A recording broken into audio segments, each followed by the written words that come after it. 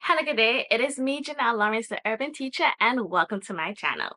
In this video, I wanted to share with you something that I have been trying to get started since last year, and I finally accomplished it. I created a school calendar that I'm going to use to help me organize my lessons. Well, this so last year I said I wanted to do some way to put in all my holidays, school holidays, and then a place where I can put all my lessons and what the schedule is going to look like in my classroom for each of my classes. For those who don't know, I am a middle school social studies teacher, so that means um, I don't know how it's in all states, but in New York City where I teach, students do 4 periods of social studies a week. And last year four, I did 5 sections of social studies. So I did 701, 702, 703, 704, and then I also got 603 for social studies. Now there are 5 school days, but 4 periods. So some days I might not have a class or I might not have few classes. And then it gets kind of wonky trying to keep track of where all my students are and what lessons they are in. So like sometimes 601 might be 2 lessons behind because, oh, I didn't have them on Tuesday, but then on Wednesday there was a school assembly at that time. So it's just so hard to track what lessons they are. So I wanted to create a calendar for that purpose. I also wanted to create a calendar to help the parents, because like sometimes I have tests coming up and I know the test is coming up soon, but I don't know when. So I'm like, okay, I have 4 more lessons to do and then I'm going to give the unit exam. And it's like, okay, I tell the kids, oh, on your 5th lesson you'll have a unit exam. But then it's like, okay, what day is that? What do I tell parents? So stuff like that. And I like to send home blast messages to parents, and I feel like it'll be more effective if they knew exactly what dates the exams will be on. So I had last year I tried, if you saw my drive, it was like 4th attempt at creating this calendar and I could not get it. It was like 4 attempts. And then finally at the end of the summer, I guess after giving it a break and stepping back from it, I finally figured out how to make the calendar exactly how I wanted. It's not just a regular calendar, then it'll be easy, but I wanted something to populate the different things that are coming up. So sit with me. I'm going to show you how this calendar works. If you like it, if it's something that you think is useful to you, there's a link to it in my TPT store. But this is what I'm using. Also, why did I do this? I also have something like my curriculum map templates and all that. So it's like all together, stuff that I like to do in my classroom. So like I'm making a curriculum map for when the school year begins. I'm making my units, and now I want to make a calendar so I can put in when exactly these dates are going to come up. So it's just for me to help me prep for the beginning of the school year and getting ready. All right, I'm gonna stop talking. Let me put on my glasses, and then I'm gonna switch over to, what do you call this? I don't know. What do you call it? Screen recording. Yeah, that's what we're gonna do. What do you think about my new glasses? Let me know in the comments section below if you think these are a keeper or are they a bit too much for like everyday use. Let me know in the comment section. All right. So on this first page, it says there's 43 weeks of school, so that's wrong. So I'm going to go in and update the dates so that we know when is the first day of school and all the holidays. Um, I feel like every school district probably have one of these where the district tell you all the days of the school year and all your teaching days. So that's what I'm just going into. So it says colored coordinated. Holidays is gray, so that means there's no school. Teacher staff days are green, so that means you have to go, but the kids aren't there. And then we have the full day. I also have something for the half day, but I'm not sure about my half days this year. On the schedule, we do have some half days for parent teacher conferences, but I think we decided to let the students do it remote, and then we work, but the kids aren't there. So I didn't put it in any half days, but it can always be changed, and you can put in your holidays. As you can see, there I did my weeks from Monday to Sunday because I feel like as a teacher, Monday's your first day of the week, and then I made Sunday and Saturday the holidays. I mean weekends. You can do what I did and close up that section, or you can actually hide it. But if you hide it, it will cause the borders to go away. So I just dragged it up and closed it out. Now we're in September, and as you saw, September 2nd was or is going to be Labor Day, so I'm going to put it as a gray so that I don't put any events in that time. This is where it took me a little bit longer to get this calendar out because I'm still working on how to automatically make my holidays populate there.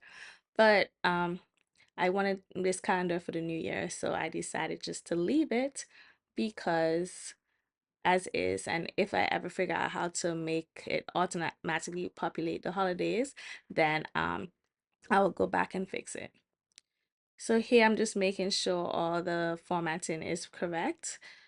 I wanted to ensure that everything is centered when you do a merge. So that's basically what I just did. All right. So the first date I want to put in is September 3rd, which will be my first day back at school officially. So the students aren't there as yet, but we're having professional development, and I'm I know the principal normally leads these or the admin, so I'm just putting that information in. I don't know the topic as yet, but I just felt like I should put it on my calendar.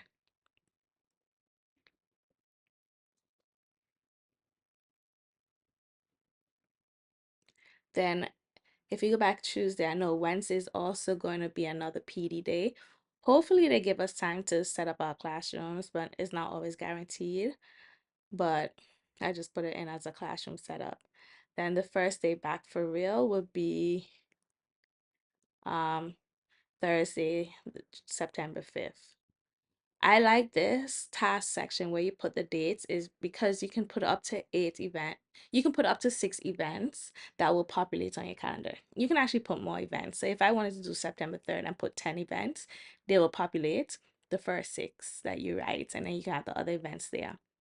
So September 3rd, you say I have 2 things set up for that day. September 4th, I know I'm not sure the order, but normally we have a ed special ed gives a presentation and we have to sign all our 401 documents and such on. September 5th, I know is going to be the first day of school and we're going to officially have students in the building.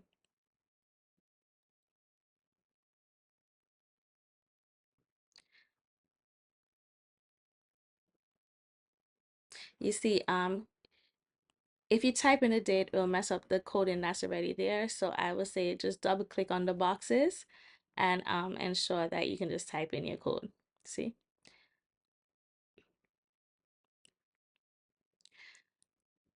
I don't have my schedule yet for the new school year, but I wanted to put in information. So I just pretend that I had the classes I had last year and just change it.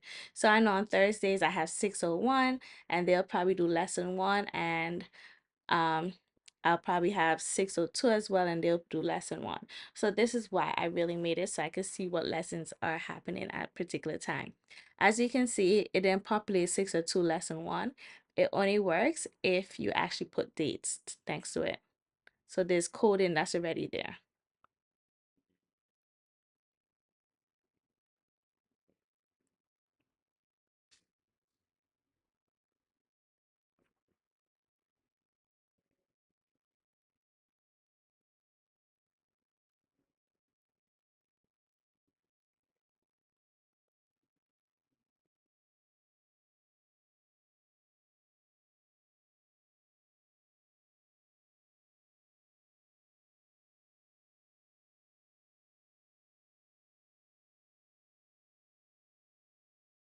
And right here I'm showing that there's up to 150 events that you can add in.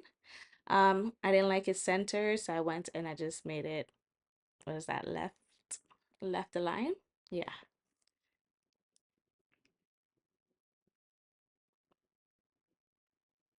And then Friday, I'll teach lesson 2 to 601. And this is very easy. Now, suppose they decide to have some kind of assembly the first day and I don't get to have one of my classes. I can easily go in there and adjust the lessons. So it keeps me informed So if I want to send messages and be like, oh, 601 is going to have a test on Wednesday, September 11th. I know that because I already put in my lessons. So that's why I wanted it, because sometimes I will get confused. I hate going in front of a class and be like, 701, did you do this lesson yet? What was the last lesson you did? This way I can, it helps me. I also put the dates on my lesson plan, but again, things change, things happen. Sometimes I have to reteach the lesson, and it's just great to just have this calendar where I can do this. Right there, I have Saturdays and Sundays, and at the beginning of the year, we don't normally have Saturday school. So I'm actually gonna hide that. So you can actually highlight what you want, right click, and then you can go and click hide. Where is it? Hide the columns that you want. I think right there. I keep passing it.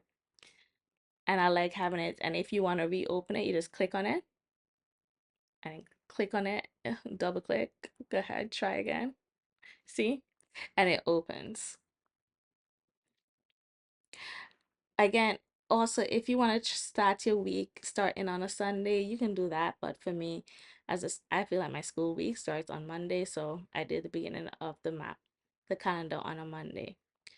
Having this, I have never actually took time to celebrate or remember, not celebrate, remember September 11th. But having this and being able to put out my lessons, it it it allows me to remember September 11th. Like I know September 11th is coming up, but it always every year I fail to do any kind of remembrance. And when I was filling this out, I don't know if I showed the whole thing. I realized, oh wow, I can actually have a remembrance lesson, and that should be on par with my class. I'm a social studies teacher, and it's something I should do. So having this calendar and being able to populate and put my lessons, I think will really help me stay focused and be able to teach the stuff that I need to teach. Hopefully this will work. Again, when elections come around, I can have specific lessons for election time and that kind of things. Thank you for watching this video. I hope my calendar inspired you to get more organized in a new school year. Again, being organized really does help you become a better teacher. It makes, just because you're less scatterbrained, you know what's going on in your classroom, you have a better experience. So I hope you have some kind of way to keep yourself organized and keep your lessons intact. I know some teachers like to just write it out in a lesson plan book.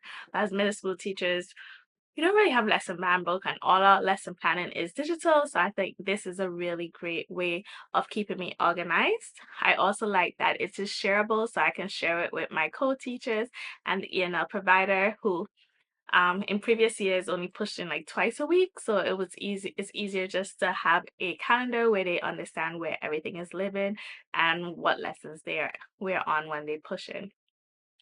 I would just say, if you like this one, um, you can find a link to it in my description box, or you can make your own. It wasn't that difficult. It just took a while for me to understand like what I needed. There's still some stuff I want to work on and I want to improve on it. So I'll be tinkering with my own. But if you want this as it is, the link to it is in my description box. I would just say, if you're sharing it with your co-teachers, which you should, I think, um, because it's a Google Slides, not Google Slides, because it's a Google Sheets, it is so easy to share with so many people. So once you buy it, it is yours. So I would say, if you're sharing with others, I would say buy multiple licenses just to keep it honest and that my work is not traveling around the world for free. So if you know you're doing it with a co-teacher, I would say buy 2 licenses. If you're bringing in the E&L provider, buy 3. And of course, it's discounted. I'm also keeping it very cheap, so feel free to buy as much license as you want. But again, if you want this, there's a link to it in the description box. I also, because it is a Google Sheets, I'm always going to be tinkering with it and making it better. And every time I'm making improvements, I will send a message to anyone who has already downloaded it that they can get the free update. So again, if you want it. Also, you can just make it yourself. I did that. You can too. If this video was helpful in any way, or if you're gonna if you want a place where you can come and um, get support from a middle school teacher, please feel free to subscribe to my channel and like this video. Additionally, I would say turn on your notification, because I'm going to be releasing a lot of videos this year to help teachers, especially middle school social studies teachers. Again, thank you for watching my video, and have a great day. Bye.